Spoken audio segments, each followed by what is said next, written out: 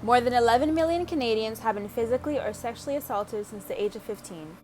About 80% of sexual offenders are people the victim knows or have a relationship with, according to the results of a survey conducted by the Office of the Attorney General of the State of California in 2010. Findings from the 2014 General Social Survey of Victimization find that 83% of sexual assault crimes in Canada go unreported to the police. Sexual violence occurs to women and girls globally at a higher rate than men. Solidarity is a vital part of feeling supported, but that's not always recognized. So if you identify with something that's shared during this video and that makes you realize something about yourself or someone else, then that single takeaway will be the most important achievement of this work. Please remember that you're never alone. We cannot go back to normal. Normal was not working. We collectively have the power to eradicate systems of oppression and establish new and inclusive structures.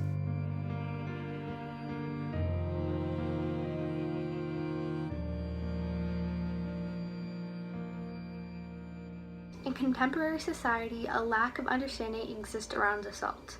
While the conversation improved thanks to movements like Me Too and Time's Up, it is still underdeveloped. Rape accounts for about 12% of all crimes against women in India. Sexual violence is pervasive in Brazil due to lack of public policies that address the scenarios that allow for this type of assault to persist. And according to the most recent data from 2017 and 18, a woman is murdered as a result of sexual violence every 3 hours in South Africa. These countries may be one of the most impacted in today's society, but when it comes to this issue, we cannot in sound mind denounce them when the very same thing is happening in our backyard. Where are our missing and murdered Indigenous women and girls? Where is their justice? Assault is a global epidemic that needs to be addressed now. The lack of conversation within households and educational institutions on the topics of sex and consent is part of what limits people's understanding of what's right and wrong. That one sex ed class that you had in middle school is not gonna cut it. The conversation around the education of sex and all things related to it is a much larger conversation that needs to be normalized. So let's have this discussion. Let's break it down. Sexual assault refers to unwanted sexual activity. In simple terms, a person has been sexually assaulted when they are the recipient of something sexual without first giving the permission. You cannot give consent if you're feeling threatened or if you are drunk or high, and a minor cannot give consent to an adult. If you consent to one thing, it does not mean you consent to everything. Furthermore, you can take it back whenever you want.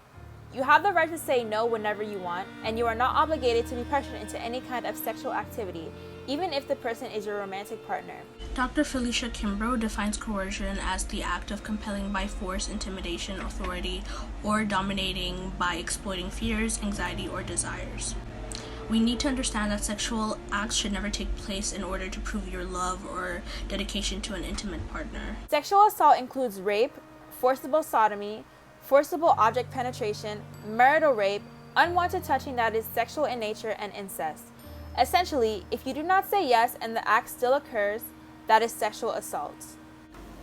Other sexual crimes include stealthing, which is the non-consensual removal of a condom during sex while your partner only consented to protected sex. And then there's sexual harassment, which includes being followed, being catcalled, getting sent unwanted sexually explicit photos, emails, or messages. And then there's threatening to leak or actually leaking or sharing anyone's intimate photos without their direct permission or consent. And then there's the solicitation of minors through the internet and possession of child pornography. Sexual assault and sexual harassment is so prevalent in the world that if you are a female identifying individual, you have most likely experienced a form of sexual assault or sexual harassment in your lifetime. And this is a fact a lot of people tend to undermine or refuse to believe because of how taboo it is. But this statement should be alarming and should provoke all of you watching to seek and implement change. Many people continue to be complicit by remaining silent on the realities of sexual assault, which undermines and gaslights the experiences of victims and survivors. Gaslighting is a form of manipulation where one is manipulated into questioning or doubting their memory or experience. Gaslighting is an abuser's tactic of shifting the blame that causes the victim/survivor to blame themselves for their abuse. This tactic impacts the victim's mental and emotional health, often initiating or increasing self-deprecation behavior. We need to acknowledge the fact that not everyone reacts the same. Studies show that victims of frequent abuse remain in these abusive relationships out of fear of retaliation from their abuser, or do not understand that what has happened to them is not okay and should be reported, or lack of confidence and trust in authorities, especially in communities of color. A study done by the Canadian Women's Foundation found that survivors stay silent because they are afraid nothing will happen even if they report their sexual assault. Being subjected to embarrassing and emotionally difficult trials that result in their abuser facing no consequences is often too much for the survivor. The vast majority of perpetrators will not go to jail or prison. A study done by RAIN found that out of every 1,000 sexual assaults, 995 perpetrators will walk free. Only 230 out of every 1,000 sexual assaults are reported to police. That means about 3 out of 4 go unreported. 46 reports lead to arrest, 9 cases get referred to prosecutors, 5 cases will lead to felony conviction, and 4.6 rapists will get incarcerated. I'm not at a place where I can talk about every single one of my experiences, but I'm strong enough to talk about a couple. I didn't say anything the first time because the man who abused me was also a major help to my family, and I didn't want to be an inconvenience despite never feeling safe whenever he was around. I was also 8 years old. I didn't report the second assault because I barely escaped. I was terrified. I didn't feel like reliving that experience if I didn't have to. And I also didn't want the situation to possibly escalate. As for my most recent assault, I didn't even realize that's what it was. I didn't realize that I had been sexually assaulted and harassed until months later. I know in my mind that sexual harassment and assault is wrong and messed up, but as a woman, I feel like it's also my normal. I am always much more focused on getting safely away from my aggressors, focused more on healing and moving forward than I am on holding them accountable for what they did to me and for the assault, because it's a terrifying experience. Incest is one of the most common sexual assault acts. Because of family dynamics, a lot of these assaults go unreported or unacknowledged, allowing many abusers to remain in households with those they abuse without any form of consequence. When a family member tells you they've been sexually assaulted by another family member, support them, and most importantly, believe them. It is unlikely that a 6-year-old girl is lying about their uncle inappropriately touching them. Invalidating a victim doesn't make their assault go away or any less true. The assault isn't about you. Educating yourself as much as possible about sexual assault and resources to help you work through it will benefit both you and the survivor. Listen to them, protect them, and get them the help they deserve. With her permission, I want to share my friend's story. She has been sexually harassed at her job multiple times. The first time she reported the harassment to her employer, he invalidated her experience by isolating her, by saying that she's the only one this happened to. She essentially got told to get over it. As she tried to push through, she was harassed again. Like before, she reported it again, but was told that the predator was harmless. Her employer invalidated her experience again. Her experiences demonstrate why there's a high rate of unreported sexual assault crimes. Stop telling us how we're supposed to feel or explaining the actions of the perpetrator. Are you protecting the perpetrator so that you don't lose them as a customer at the expense of your employees, the people you're legally obligated to protect? Don't sit back and undermine these situations. Act on them appropriately the instant the abuse or harassment is reported. Don't sit back and give assaulters the benefit of the doubt. All you're doing is reinforcing the notion that the assaulters can continue harassing and assaulting women because no one will stand up and stop them. And as an employee, know your rights. If you report sexual harassment or assault in the workplace, it should be taken with the utmost seriousness. When someone confides in you about sexual assault or harassment, listen. Don't be judgmental, check in on them, educate yourself on different resources for them, and be consistent. In an article by the ABC Network, when Aboriginal or Indigenous victims and survivors come forward, they are often not believed and receive no response, as demonstrated by the need for the inquiry into the missing and murdered Indigenous women and girls. Within this conversation is the reality that the experiences and words of white women are taken more seriously than those of women of color. In this marginalized group, a hierarchy exists. At the top of the pyramid are the experiences and words of white women, and at the very bottom are Black trans women. This hierarchy goes beyond race with other variables such as religious background, complexion, socioeconomic status, sexual orientation, wealth, education, etc. In an article I read titled Black Women and Sexual Assault, they stated that sexual assault disproportionately impacts women of color, immigrant women, LGBTQIA+ women, and disabled women. For Black women, sexual assault and violence functions under misogynar, which is the intersection of misogyny and anti-Blackness as it affects Black women. This term was coined by Moya Bailey in 2008 to address the anti-Black racist misogyny Black women experience, because the term misogyny does not begin to encapsulate the experience of Black women and their intersecting marginalized identities.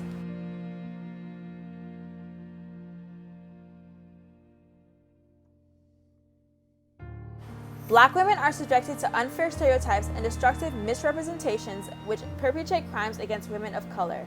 Hypersexualized depictions of women of color, particularly Black women, have been around since the 1400s, when Europeans began to enslave Africans. The myth that Black women were vessels for sexual desire were used to justify enslavement, rape, forced reproduction, and other forms of sexual coercion in the early onset of Western colonization. The function of this process was crafted to further dehumanize women of color, making it culturally acceptable for European imperialists to abuse Black women and other women of color, such as indigenous women. Because of these stereotypes, Black women remain further marginalized than their white counterparts. For women of color, reporting crimes of sexual assault are rooted in relationships to institutions of power and commitments to community. Like other POC, Black women are less likely to seek help from law enforcement. The relationship between the Black community and police is rooted in abuse, mistrust, and neglect. Women of color are not only mistreated because of their gender, but also because of their skin color. Issues of mass incarceration, police brutality, unfair drug policies, and the over-policing of minority neighborhoods affect them in the same way they affect men of color. The law enforcement institution and the legal system, the protectors of societies, continue to oppress and discriminate against Black people, which fosters and breeds severe distrust among Black women and the systems meant to protect them. A hierarchy should not exist. It should be a straight line regardless of the variables amongst women. We should be fighting for justice and equality.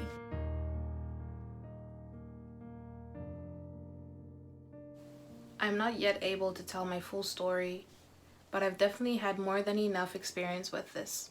When people ask why sexual assault/rape victims/survivors don't do more in the moment, I want them to think about my experience. I was 5 years old, being driven home by a male family member when I was raped. There was nowhere to run to, and I didn't know where we were. What could I do? If I were to actually hurt him or resist it too much, I fully believe there was a good chance he would have killed me. If I escaped the car, where would I go? I didn't know the way back home, and I didn't know anyone close by. Even if I did more, in moments like that, you're too scared to do more. I know I was too scared. Throughout the rest of my life, I've been catcalled, followed, stalked, groped, etc.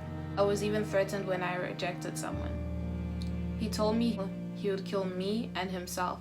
Past boyfriends have violated me, hit me, touched me when I said stop, told me to just not think about my rape and PTSD, told me that I wasn't a good girlfriend because I was too depressed. Imagine losing your virginity before you lost your first tooth, and then imagine having to relive that experience when somebody is making a sex and even rape jokes. You can't have normal sex, you've never known what normal sex was, you feel dysfunctional, broken, men are frustrated with you because your body physically shuts them down, relationships are hard.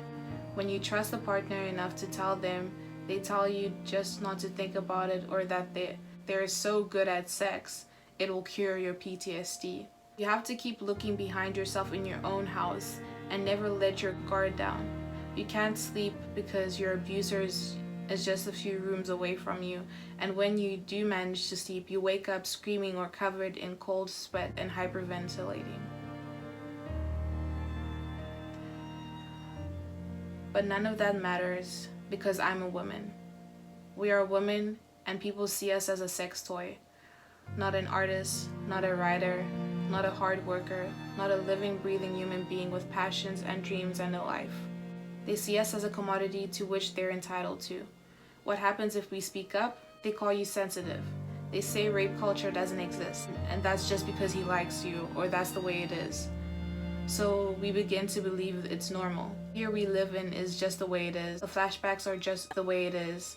The acceptance of rape jokes and harassment in society is just the way it is. It is all normal. Well, normal wasn't working. And I am tired of being silent just to keep peace when that doesn't exist for me. But I can't do it by myself. So help me. Be loud, speak up, and push back against anyone who tries to stop this world from changing into what it could be. Sexual assault has psychological, physical, as well as social impacts on the victims. The most common psychological reactions to sexual assault are depression and PTSD. Victims may also contemplate suicide, have flashbacks, or experience panic attacks. Physical reactions include but are not limited to sleeping disorders like insomnia or simply sleeping too much or too little, eating disorders, self-harm, pregnancy, STIs and STDs, as well as substance abuse.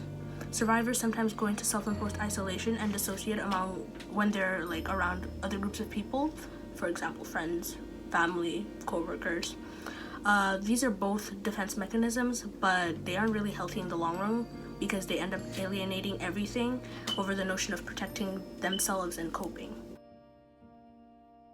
A lot of people freeze up when put in that situation as they don't know what to do, they can't speak or move, or are overpowered. Even when they do say no, it doesn't guarantee the person will listen. Many women have no choice. For example, Cyntoia Brown, who according to a CNN article was 16 years old when she was sentenced to life in prison after being solicited for sex and shooting her abuser when she feared for her life. Although she was a minor, forced to prostitute herself, and she claimed self-defense, none of that helped her case. As a society, we are so accustomed to blaming victims for their abuse. We need to stop trying to blame victims and instead put the blame on the real villains, the people who commit the crime. The normalization of sexual assault has been happening right before our eyes as its constant inclusion in the entertainment industry results in it seeping through society. However, some may choose not to believe it because we see it so much on television. We need to consider the shows and films as well as the music we listen to because they all play a role. The following statements contribute to the normalization of sexual abuse as well as a contributing factor in rape culture. Statements such as, maybe you shouldn't have worn that. Don't go at night because something might happen. You shouldn't have gone out. These remarks blame the victims of doing things that are normal and refuse to hold the assaulter accountable.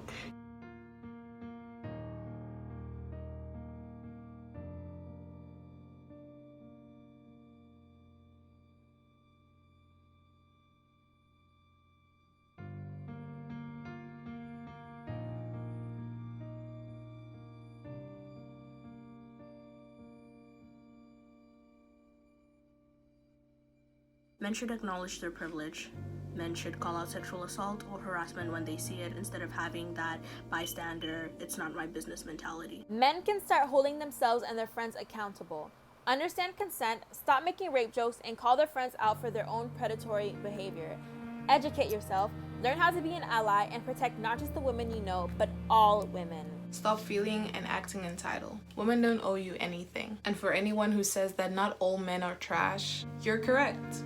But also realize that almost every man could be doing more. Being a nice guy is not enough. Consider the statement, not all men are trash, and how it undermines everything that is being said in this video. If you do not rape, sexually assault, etc. Great, but you do not deserve a medal or praise for doing what you should. Join us and go beyond that. Fight to protect all women. And when you're fighting for the rights of women, fight for the rights of all women and not only the women you're attracted to. Men need to have these uncomfortable conversations, especially when this behavior has been learned within their households or within their social circles. The bro code should not include covering for a rapist. Men need to stop joking about this epidemic and start taking it seriously. If you're really loud when it comes to, oh, what was she wearing and reproductive rights, but then all of a sudden it's not your place to step in when you see someone shoving a woman into a dumpster, check yourself. You might just be more invested in policing women's bodies than you are in preserving their livelihoods. Holding the abusers accountable makes it possible for other people to better educate themselves, learn about their own actions, and makes it so that people won't commit these crimes or participate in rape culture. Furthermore, accountability helps people realize the ways they have been sexually assaulted in their life, as many people don't know they're sexually assaulted until years later. I hope we can finally start holding abusers accountable. We cannot scream F the police and then immediately turn around and tell a survivor that they should have reported their assault to that same police that we're constantly accusing of misconduct. It doesn't make sense, and it's really dismissive. You don't have to go to the cops to get a rape kit. Did you know that you could go to a medical center and get help there instead? Survivors can also call hotlines like the Sexual Assault Hotline at 800-656.HOPE or 4673. That would direct them to a facility that can provide them with the services that they need. Sexual assault survivors can also bring a trained advocate with them when going to a rape crisis center or a hospital for aid, just because it may be difficult to advocate for yourself so soon after a traumatic experience. Fortunately, there are many advocacy centers that provide these helpful resources. Victims should report to someone that they trust, definitely, like a therapist or someone at school, like a counselor. Police are not the only option, and they are not the only people that you can seek help from, but please do seek the help that you need. The raping and murders against women is a global epidemic and should be eradicated now. Enough is enough. Speak up. Say their names. Demand justice. No longer will we remain complicit by being silent. We cannot go back to normal. Normal was not working.